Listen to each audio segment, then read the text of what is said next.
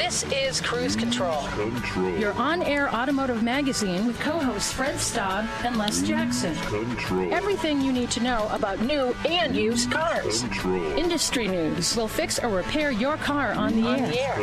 Fasten your seatbelts and let us take the wheel. Now, your ride is about to begin. Because you're on Cruise Control. Cruise Control. Cruise Control.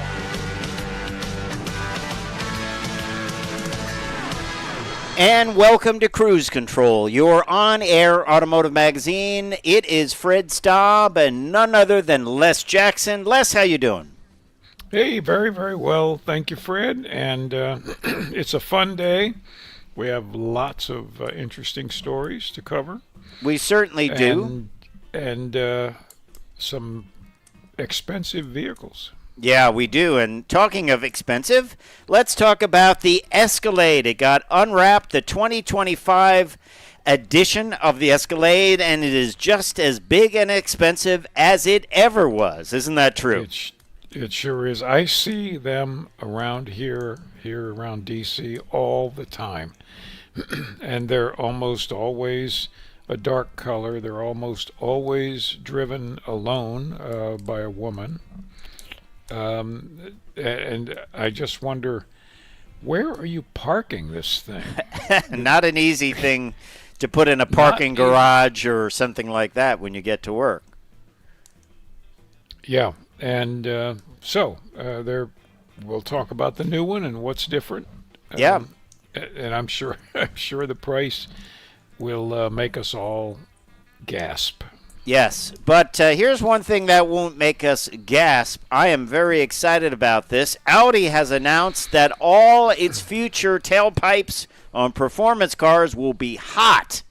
What does that mean? Well, in the past, both Audi and Volkswagen have put fake exhaust outlets on the rear bumper of the vehicles, and this really annoys me. They do it on the Atlas.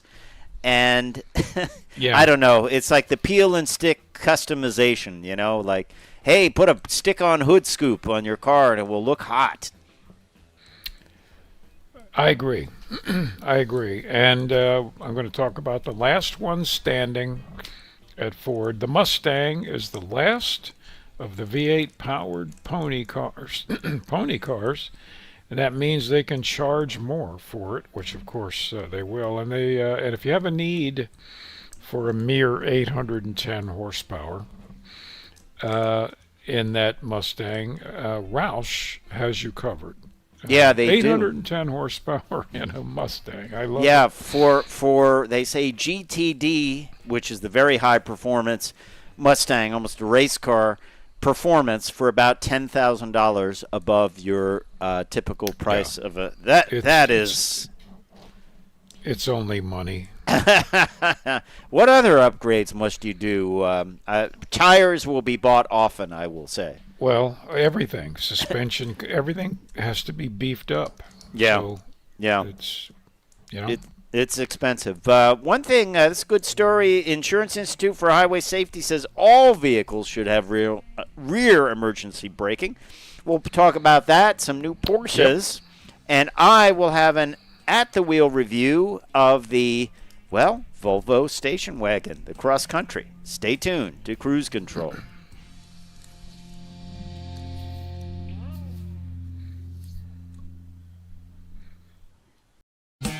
Cruise Control. Welcome back to Cruise Control. On with our next product. We're going big. We're going real big. Big. big. Just big. And that's the new 2025 Escalade Cadillac, and it's got both interior and exterior refreshing. Exterior-wise, not a whole lot different, but it's recognizable instantly as a Cadillac. It seems to me that there's a lot more space between the top of the wheel and the wheel opening than before. Riding high? Riding high. And those look like at least 20-inch wheels, but maybe they're 30-inch wheels. It's everything's I don't think relative it's in scale, but yeah. one of the big things is no more diesel, and the diesel was like a no-cost option pretty much. Right. So that is gone. But here's some of the new features. Curved pillar-to-pillar 55-inch total diagonal display on the inside for an immersive and personalized infotainment system, voice, navigation, and more. Apple CarPlay and Android Auto are also available. We don't know for how long, since this is a GM product. They're moving away from that. That's right.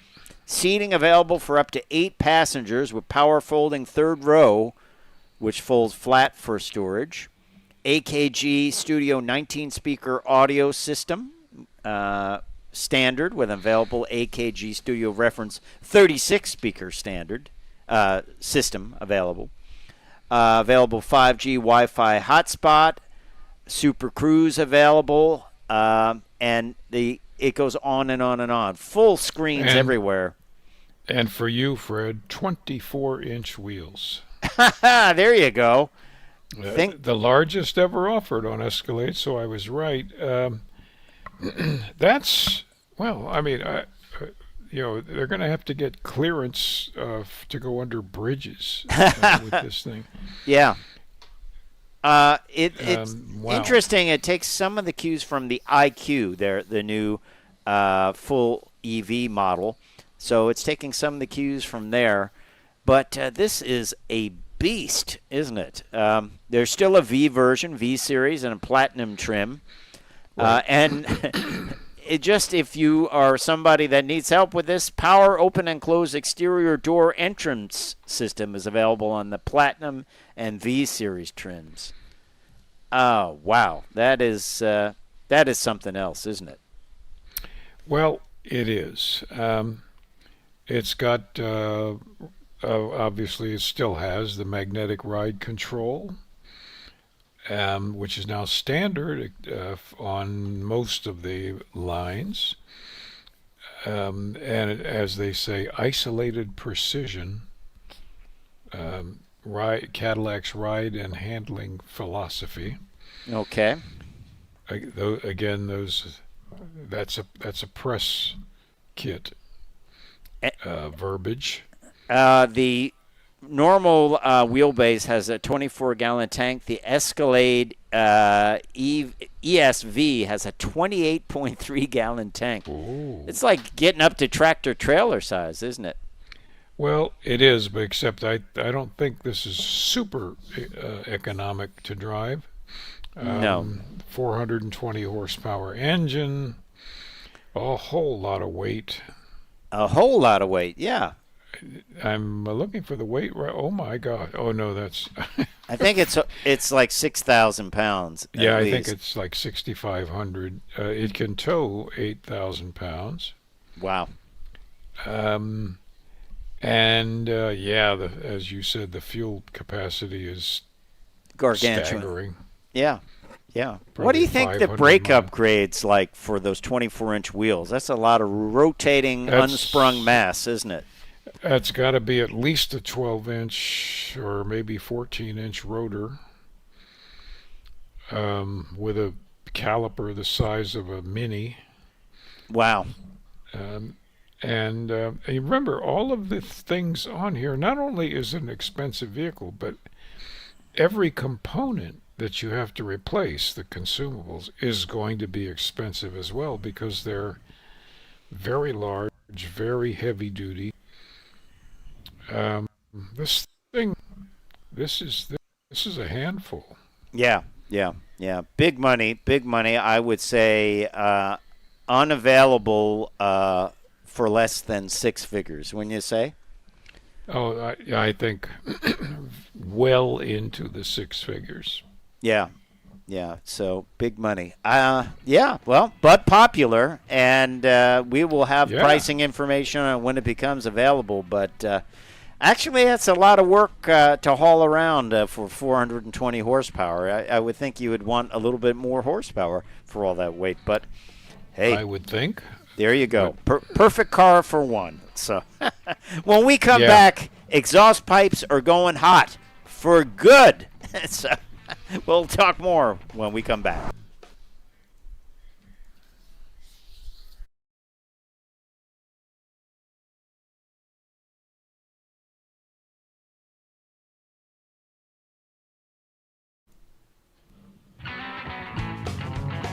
Cruise control.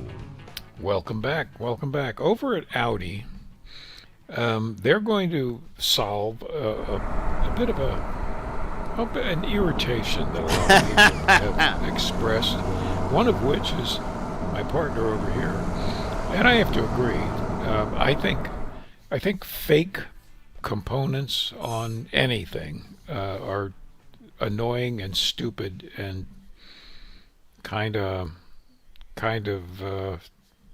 dishonest. And Yeah. one of the biggest fake things you see is exhaust outlets. You have a 4-cylinder car and you got twin exhausts. Right. Because that one on each side of the car, because it looks good. But that's silly. So Audi isn't going to do that anymore, right? No, that's right. Especially on their performance models, because they said people really spoke out about it. And this is from Auto Express. It was the premium platform combustion cars, they call them PPCs, will have hot tailpipes, functional pipes. The current crop of Audi cars has fake exhaust finishers that are part of the rear fascia. They can be mistaken for real pipes in the back, but look cheap and tacky, according to this article. So they're not going to use those anymore. The people have spoken, and they want real active exhaust. And yes, you are right, Les Jackson. This has annoyed me. I saw this on the Volkswagen Atlas. I thought, oh, those are great pipes. It comes through the fascia. It was a cold day. I'm doing some video of it for the review, and I was like, why is the vapor not coming out of the pipes, and it looks like it's coming out from underneath? I get underneath. It's like because there's a turn down coming out of a muffler, and this hole in the fascia is not real. Yeah. It doesn't do anything. I was even always bothered by fake hood scoops. How about you? Same thing. That's always bothered me. And even growing up, and guys usually would put fake side pipes on their cars, lake pipes that were non-functional. And I just always thought they don't look that good that you'd want to do that. No. Why are you hanging all that crap on the car if you don't need it? Yeah, it's just more weight. It doesn't make it go faster or better, but and there were multiple radio antennas. It's just crazy stuff. We called it the J.C. Whitney, Whitney customization. It's like, hey, you got the cheaper Buick, but you put the extra ports on the side. Peel and stick upgrades. That's right. This was a catalog out of Chicago that you could get any imaginable car accessory that nobody needed, but you could get them. Like add four AM radio aerials to your vehicle. Yeah, nobody really needs it. Tissue dispensers hung under the dash. Peel and stick. I did buy porta-walls because I couldn't afford white wall tires, my first car. Yeah, they would go between the rim and the tire, right? And just Right. And actually they worked real well. They looked good. They protect the sidewall of your tire if you rub against it. Well, maybe it's time to bring them back. They would shred in the process, but I got a set of them for $3. There you go. And you I were always styling. had friends that worked at gas stations, and they would pop the bead, and we could stick them in. And yeah, looking cool, riding big. So, hey, what do you think? I ask our audience: do you get annoyed by fake stuff like fake scoops, fake exhaust ports? I do. Even fake-looking brake duct entrances where it doesn't go anywhere. To me, it should do something. Otherwise, don't put it on. If you don't need that's right. That's why I always check on review cars. Oh, it's got heat extractors. Are they functional? Yep, they are. So that's fine. Then it's doing something. Other than that, if it's not doing anything, it shouldn't be there. And who are you trying to impress? I just don't. I think it just gussies it just gunks it up. Not gussies it up. It just kind of gunks it up. So I would be disappointed, and I would think of a way to block off those fake exhaust ports and just have it. If you have nice turn downs underneath, that's fine. They're part of the fascia, so you would need like a plate to go over them or something, you know. And maybe you could do it military style. Just stencil a plate that says "not functional" or block off plate. What do you think? Right, there you go. Now you have a non-functioning plate that says it's non-functional. Non-functioning. That's perfect. That's sort of like people in their houses. They put a sign up in their kitchen that says "kitchen." It's like, gee, I would have never known. Yeah, I don't know how you food lived prepared here. Yeah. It's I don't know. Yeah. It's funny, but we'd like to hear what you think. Let's talk a little bit about Mustang. Interesting article here with the pricing for the 2025 Mustang. Supply and demand. When you're the only rear-drive V8 pony car left standing in the model year of 2025, you can open up the throttle a little bit when it comes to pricing, can't you? Well, you certainly can, and they've increased the prices for the Mustang by a little over $2,600 because of that, which is fascinating because 60 years ago, this year, when Mustang came out, they were about $2,600. So I like that for some reason. Yeah. I mean, the EcoBoost version, the 4-cylinder turbocharged version, which I like a lot, but that is the EcoBoost. Nice car. Nice car, light. It might be a fun track car because the nose is a lot lighter, Right. But I enjoyed when I drove that. I thought, hey, this is fun. But that has not gone up in price. But what has gone up is the V8. So GT Fastback has climbed $2,600. The premium Fastback went from $47,380 up to $49,980. That's $2,600. You think about that. It's a GT car, and it's almost $50,000, right? Probably over $50,000 because these figures exclude the $1,500 charge to get it to the dealer, right? Look at some of the look at the convertible pricing you got there. Yeah. The convertible price now is $55,480, which is that's expensive. Yeah. Considering it's $25,000 more than the EcoBoost Fastback. And then the Dark Horse specialty model, $63,280, and the Dark Horse Premium $68,275. Wow. Crazy, right? It is. Well, they know what they're doing. Mustang sales have never really dwindled to any extent, so Ford knows that they can sell them. Yeah, they certainly can. But what if you really want, let's say, a 800 horsepower GTD, which is not even in here? That's $325,000, believe it or not, a factory race car for a Mustang. Yeah. So what if you want that, but you can't afford that level of performance? Maybe you can now, because Jack Rousch and team have something to put under your bonnet, and it can bring your horsepower up to 810. So we'll talk about that when we come back on Cruise Control, your on-air automotive magazine. Stay tuned. We'll be right back.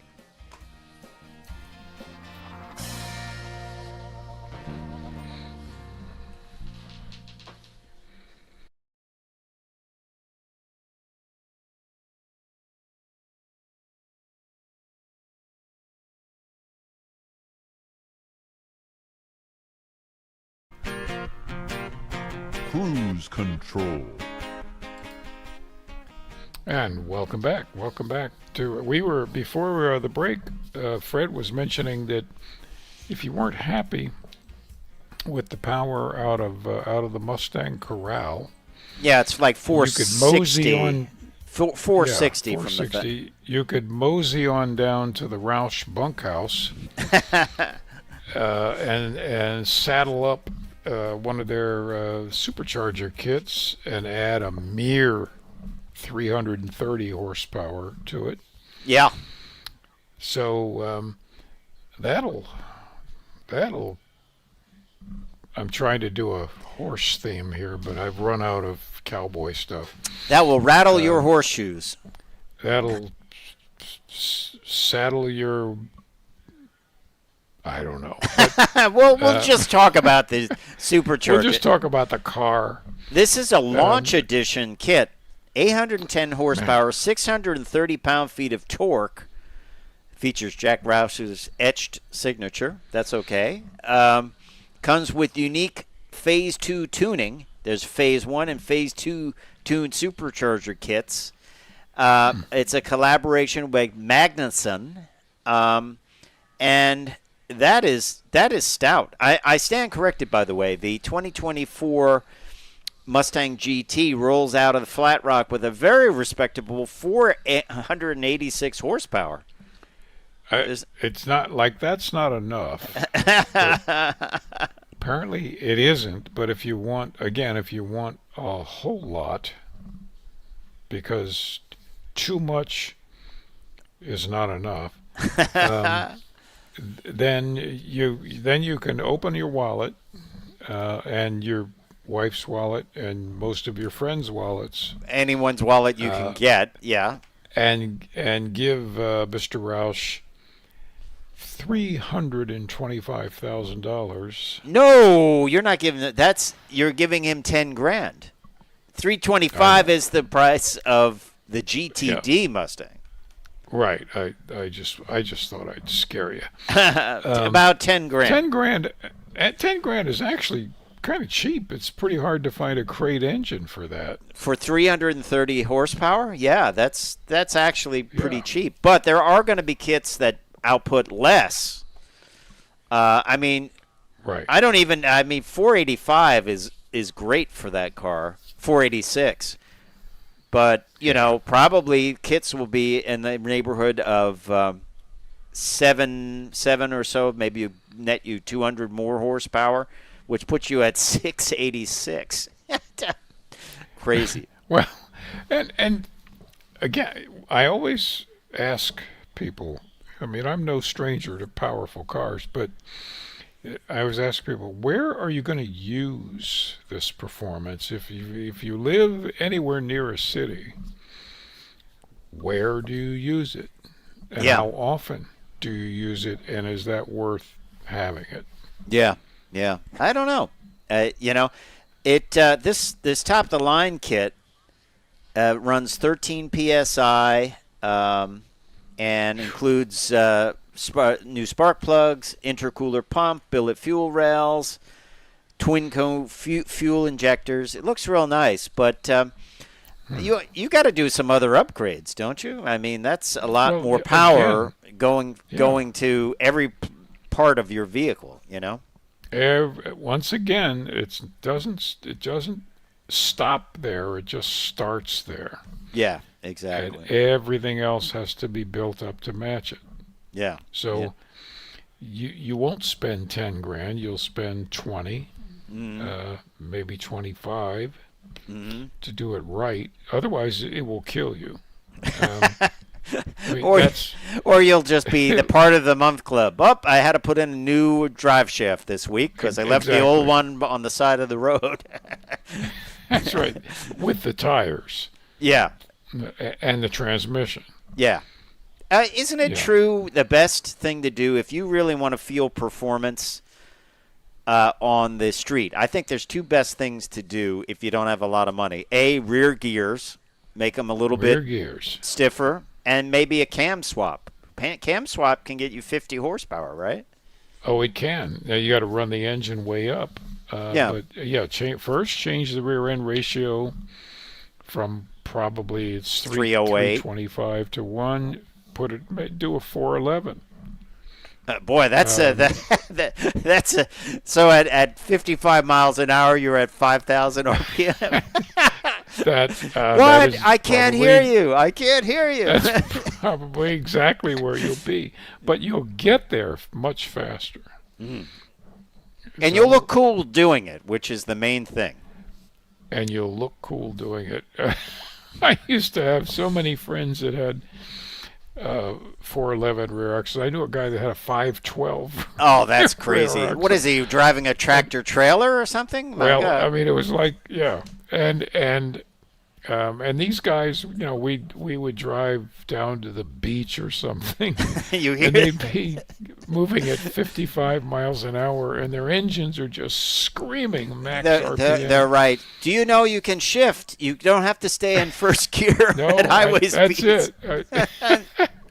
Anyway, yeah. Well, let's talk about something that is completely different than this. Porsche. They revealed a couple of new models this week. The all-electric Macan, which is now 509 horsepower of overboost power. We're not talking supercharger or turbocharges. All-electric vehicle. All Macans are that. 100 kilowatt-hour battery, powerful electric motors. So pretty amazing stuff. We'll have some more information on it as it becomes available. And they also released their Turbo SE Panamera GTS, which is a beautiful vehicle. And, of course, it's infinitely buyable because it's 4 doors. So there you go. It's just a family car. That's got 771 horsepower, 737 pound-feet of torque. And can accelerate to 202 miles per hour. That is the hybrid model. The Panamera GTS comes with a twin-turbo V8 engine, and that has a mere 493 horsepower. A mere, yes. The other one set a record at the Nürburgring. That's right. For its class, not for all cars. 7 minutes and a few seconds around. That's breezing right along. The ring must be great with so much everyday use. There must be a lot of rubber laid down on that tarmac. So it makes it kind of sticky because rubber to rubber is the best, right? It is the best, and it's you pay your. I guess now it's whatever it is, $20 to get on it and do a lap, and hopefully not blow something up or wreck your car. And you're on with you and drivers of all skill levels, all different kinds of vehicles. Vans, anything. It can be dangerous. Yeah, I think it's a little dangerous. Pace you. Yeah. Let's talk about something that wouldn't help you on the ring, but it would help you in the parking lot or just everyday driving. IIHS, the Insurance Institute for Highway Safety, has now come out in praise of rear emergency braking. They say every car should have it. It should be mandated. Yep. And they're looking to reduce the number of accidents. The big thing about this, Les, is I find that I cannot see if I'm in a regular-sized vehicle anymore when I back out of parking lots. There's one in particular where it's a very long parking lot, over a quarter mile, and people leave there like they're, at the top end of a drag strip. So it would be like backing your car out onto the top end of a drag strip, and you can't see, so you just back out and, this is where this would really help. You cannot see around these big vehicles, and they have blacked-out windows. You can't look through the window. So you're a fan of this. If I were in charge, I am a big fan of this because I now have it. And already at the grocery store, whenever I'm backing out, I can't see on either side until half the car is out. but the car sees 100 feet in each direction That's pretty amazing. and applies the brakes if it knows something is approaching close enough to hit, and it did. So, and that's also somebody, pushing a cart, because of course nobody looks No. when they're pushing their cart Or they down think, the middle of the drive. I should do whatever I want. I'm not going to Well, exactly. interact with anything else. I have to get somewhere. So Yeah. I think it's a great thing too. You let us know what you think in the comments. We'll raise the price, but it could save you from hitting somebody or having a big insurance bill too. Hey, when we come back, it's at the wheel time. This time it is the V60 Volvo Cross Country. Stay tuned.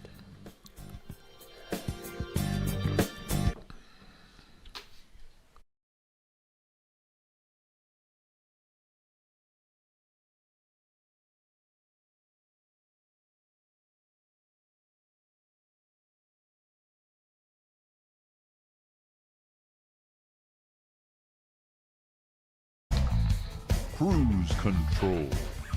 And welcome back to Cruise Control, your on-air automotive magazine. We're always glad when you join us. Les and I really like it when you put something in the comments about one of our stories or a story you'd like to hear about. You let us know, and we will be glad to tell you, get to that story. We always like to do at the wheel reviews, and this time it is the V60 Cross Country B5 all-wheel drive Ultimate by Volvo. This thing is a station wagon, Les, and it should be darn proud that it is. Good for Volvo. Good for you. It is a great vehicle. This has power, a 2-liter turbocharged direct injected engine, 8-speed gear, tronic automatic transmission with start-stop, 247 horsepower, 258 pound-feet of torque, a 48-volt mild hybrid system with regenerative braking, and integrated starter generator with 11 horsepower. Adds 11 horsepower there. Beautiful, seamless driving experience. On the inside, gorgeous black leather, kind of understated but premium materials, ventilated seats, good bolstering on this for this kind of family type car. Volvo does it so well. Even the side of the console is carpeted. I mean, they have that Swedish influence on the type of wood on the dash. To start this, you twist the knob just like a lot of Volvos. It's got the crystal shifter there. And it was just a pleasure to drive. It has the vertical display, and this has Google built in, so you don't have Android Auto. You do have capability for Apple CarPlay. Heated steering wheel control and the heated seat controls come up. They are soft controls along with the HVAC. You also get a view for parking, which is really handy. A couple of different views. And a setting menu to control your Google built in. So good stuff there. And then below it, there are some dedicated controls. There is a knob for volume and playing and stopping and starting audio programming, which is really neat. And then some of the other things that you want to get to easily include the defroster and heated seats and things like that. You have some dedicated buttons down below that will take care of that. I happen to like those stand-up screens. I think it's a good deal. Yeah, you have the defroster, your emergency settings, and things like that. Volume control. Who doesn't like a volume knob on there? Absolutely. So nice job with Volvo. Good feel to all of those things. The navigation comes up in the binnacle. You get electronic gauges for RPM and speed, and they were quite nice. Out back, nice for passengers. Very, very comfortable leather seats once again. Actually have a bit of bolstering to them, which is good to see on a rear seat. Rear seat passengers, we had the optional heated seats and climate controls in the back, which is going to be comforting for them. and of course adjustable air vents. So not bad. Overall, my impression of the interior, nice. It is subdued, premium materials, a lot of black, but really, really nicely done. Not going to jump out at you, but, it is nicely done. Also well appointed in the cargo area. Everything is carpeted. You have some package hooks for those bags that you might go shopping with. 12-volt plug in the back. And then this was an interesting control. You pushed it. I didn't quite know what it was right away, but actually it is a swing-out bicycle rack mounting system. You can't tow with it, but oddly it did have a tow connector on it, so I guess maybe for a light or something like that, but it swings away and you don't see it. Spare tire on kind of a strange-looking wheel, but nice to know it's there. As I say, under hood, it has that 2-liter turbocharged direct injected engine, and they do a nice job under the hood of keeping everything nice and neat, including that hybrid system. I always found this interesting, Les, on Volvo cars. The hood opens way, way up. I mean, almost straight up. But, it's kind of different. You don't see that on many other cars. So there you have it. The side silhouette, very clean. This is like a station wagon, I would say. I mean, it has the Volvo-style taillights that we've all come to know for years. Clean overall look. Let's talk about some of the things that come in with the Ultimate. The Ultimate is it has a retail price of $54,800, and then it includes the Harman Kardon premium sound, interior high-level illumination, a tailored dashboard, which means leather covered, crystal gearbox, a air purifier, home link. Power folding rear headrest, 4-way power lumbar front seats, power adjustable side support, and a host of other things. Climate package includes headlight cleaners, heated rear seats, and heated steering wheel. That trailer hitch, including the ball and ball holder, is $1,650. It's interesting. I didn't think that was a trailer hitch, frankly, because it had a weight rating for bicycles. It could carry, with a bicycle holder, it could carry up to 4 bicycles. So, but I guess that is a trailer hitch, too. I'm not quite sure what the towing is on this, to tell the truth. But ours had the luggage cover, power-operated tailgate, which seems like a bargain for $200. And then it also had the Bowers and Wilkins premium sound for $3,200. Destination was $1,095. Total suggested retail price $62,075. Great 5-star safety rating all around. It does very, very well there. Of course, it's a Volvo 31 highway, which is great for a car of this size and an all-wheel drive vehicle. 23 city for an aggregate number of 26 miles to the gallon. I like it because it is not a high SUV. It is basically a station wagon. Very usable, user-friendly, can fit in your garage, easy to drive, good looks, high-quality materials. I have to research a little bit more on that trailer hitch because I didn't think it was a trailer hitch. I literally thought it was just like what they call an activity connector now, meaning for bicycle racks and things like that. But apparently you can tow, and that makes sense because it is it does have a hookup for trailer lights. So it'd be interesting to know what you can tow with it. I like the feature that it swung out and was hidden. I think that is pretty slick. And you hit that button in the cargo area, and you can swing it out of the way. At first, I didn't know what it was. I hit it, and I was like, "Oh, what's that?"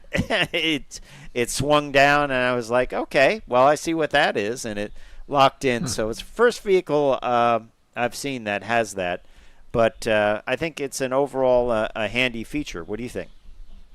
I think it's any feature like that is well worth it. You don't know how often you'll use it, but when you need it, it's so nice to have. Yeah, That is a question here. Someone asked, how big is that display? It's 12.3-inch digital display, which is very, very, very nice. I'm a fan of this. You see this in Ram pickup trucks. You see it in Subarus. They're kind of adopting it across the line. So I kind of like the screen that's oriented up and down like that. But maybe you don't. Who knows? Let us know in the comments. But as I said, total price $62,075. Definitely a quality vehicle. The V60 Cross Country B5 all-wheel drive Ultimate from the folks at Volvo. There you have it, another At the Wheel review in the books. Time for me to say I'm Fred Staab. I'm Les Jackson. We are going to see you down the road. Bye.